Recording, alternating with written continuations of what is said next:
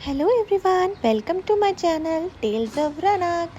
ये ब्लॉग आपको काफ़ी दिन के बाद मिल रहा है, लेकिन ये ब्लॉग में पूरी मेरी छठ पूजा की जर्नी है। वैसे तो मैंने लास्ट टाइम भी छठ पूजा मनाया था, लेकिन उस टाइम मैं बहुत छोटा था और इस टाइम मैं समझदार हूँ और समझने लगा हूँ। तो इस ब्लॉग में मैं आपको पूरी छठ पूजा की जर्नी दिखाऊंगा। और यहाँ देखो, सुबह सुबह बुआ मुझे कैसे खाना खिला रही है। ये है छठ पूजा का पहला दिन, जिसे हम नहाए खाए कहते हैं। इस दिन छठ पूजा करने वाले लोग स्नान करके शुद्ध भोजन करते हैं। इस दिन घर की सफाई की जाती है और व्रत करने वाले लोग बिना लहसुन प्याज का लौकी, चने की दाल और चावल का भोजन करते हैं, जो मिट्टी के चूल्हे पर बनाया जाता है। इसी भोजन से छठ पूजा की शुरुआत होती है। और यहाँ पे आप सब देख सकते हैं कि बुआ और मामा मिलकर कैसे खाना बना रहे हैं। उसके बाद मामा ने मुझे स्नान कराया और मुझे तो बहुत मज़ा आ रहा था। छठ पूजा के नए बर्तनों को फिर से धोया जाता है और यहाँ पर मैं अपने पापा के साथ मस्ती कर रहा हूँ। रात को हमने बहुत पटाखे छोड़े। वैसे तो यहाँ एनवायरनमेंट काफ़ी हेल्दी है, इसलिए हमने बम पटाखे छोड़े और रात होते ही मैं फिर से पापा की गोद में सो गया। आज है छठ पूजा का दूसरा दिन, जिसे हम खरना कहते हैं। इस दिन व्रत वाले लोग निर्जला उपवास रखते हैं, सुबह से शाम तक। शाम को फिर से स्नान करके भगवान का प्रसाद खाते हैं। इस दिन खीर, रोटी और केले का प्रसाद खाया जाता है। पहले सभी देवताओं को चढ़ाया जाता है और पूजा की जाती है। उसके बाद व्रत करने वाले लोग खीर और रोटी का प्रसाद ग्रहण करते हैं। सब पूजा कर रहे थे तो मैं कैसे पीछे हटता। मुझे भी तो पूजा करना पसंद है, ये तो आप सबको पता है ना। मुझे पूजा करना बहुत पसंद है। मैं रोज़ जय जय करता हूँ अपनी मम्मा के साथ। इसके बाद मम्मा ने सभी घर में जहाँ व्रत हो रहा था, पूजा हो रही थी, वहाँ मुझे लेके गई और हमने हवन किया और सभी बड़े बुजुर्ग का आशीर्वाद लिया।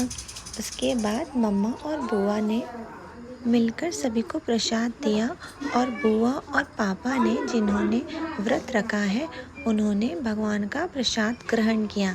इसके बाद 36 घंटों का निर्जला उपवास इन्होंने रखा है। आज है छठ पूजा का तीसरा दिन, यानी कि संध्या अर्घ।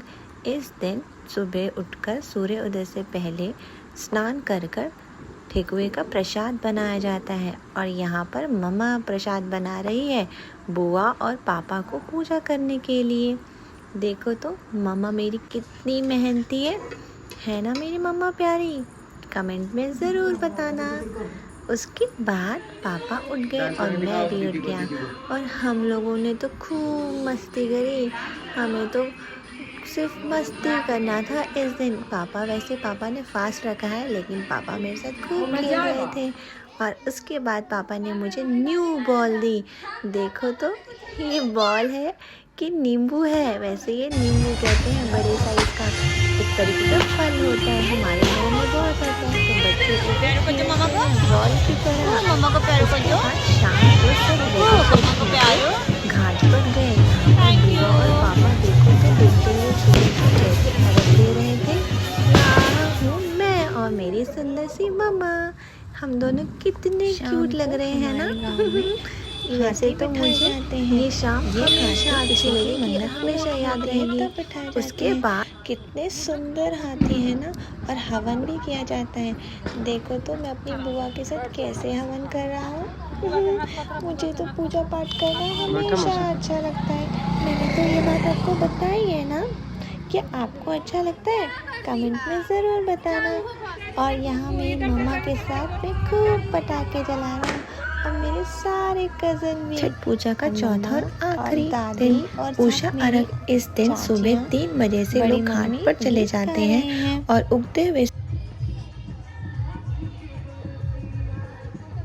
व्रत करने वाले लोग पानी में खड़े रहकर सूर्य भगवान को उगने का इंतज़ार करते हैं। जब सूर्य भगवान उग जाते हैं तब उनको अर्घ दिया जाता है, प्रसाद का भोग लगाया जाता है। यहाँ आप देख सकते हैं सभी लोग कैसे भगवान को अर्घ दे रहे हैं। उसके बाद घर जाकर व्रत के समापन किया जाता है। देवताओं को पूजा करने के बाद व्रत का उद्यापन किया जाता है। इस तरीके से छठ पूजा हमारी तो बड़ी मज़ेदार रही। अगर आपने भी छठ पूजा बनाई होगी तो ज़रूर बताइएगा। 15 दिन की छुट्टियां बीत भी गई और पता भी नहीं चला। आज है लास्ट डे। पापा ने यहाँ के बहुत फेमस मंदिर गरीब स्थान भगवान भोले बाबा के मंदिर हमें घुमाने ले गए। हमने यहाँ भगवान का श्रृंगार और जल अर्पण किया। श्रृंगार होते हुए भी देखा, बड़ा खूबसूरत था। उसके बाद हम सब ने ट्रेन पकड़ी और हम वंदे भारत पहली बार सिटिंग ट्रेन में आए, ट्रैवल किया। मेरे साथ वैसे मामा पापा कर चुके हैं और ट्रेन में हमने नूडल्स भी ऑर्डर करे रेस्टोरेंट से, जो लाइव रेस्टोरेंट होते हैं। उसके बाद ट्रेन ने हमें रात के 12:30 बजे उतारा और 12:30 बजे जैसा कि आप देख सकते हो मेरी मस्ती ख़त्म ही नहीं होती। एनर्जी डबल थी।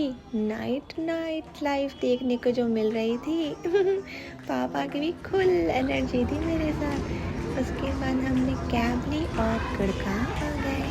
मिलते हैं अगले ब्लॉग में। अगर आपको मेरी ये छठ पूजा का ब्लॉग अच्छा लगा तो लाइक और सब्सक्राइब ज़रूर करना, भूलना मत। Thank you everyone, bye bye.